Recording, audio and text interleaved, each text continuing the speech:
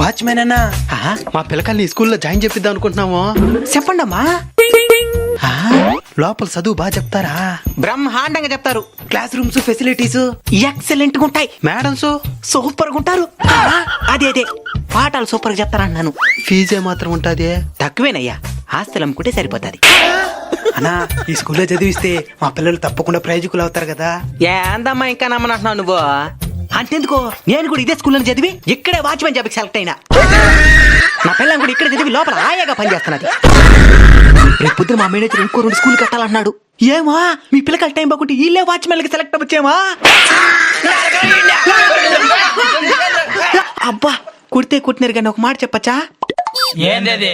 పిల్లలు ప్రయోజకులు అవ్వాలంటే స్కూల్ ఒకటి సరిగ్గా ఉంటే సరిపోదు, తల్లిదండ్రులు కూడా సరిగ్గా ఉండాలా. చాలా మంది పిల్లలు ఇంట్లో భరించి లేకుండా స్కూల్లో జాయిన్ చేస్తున్నారు. స్కూల్లో నుంచి పిల్లకాయలు వచ్చింది వాళ్ళు మాకు సెల్ ఫోన్ కొట్టేదే, వీళ్ళు సీరియల్ చూసుకుంటారు.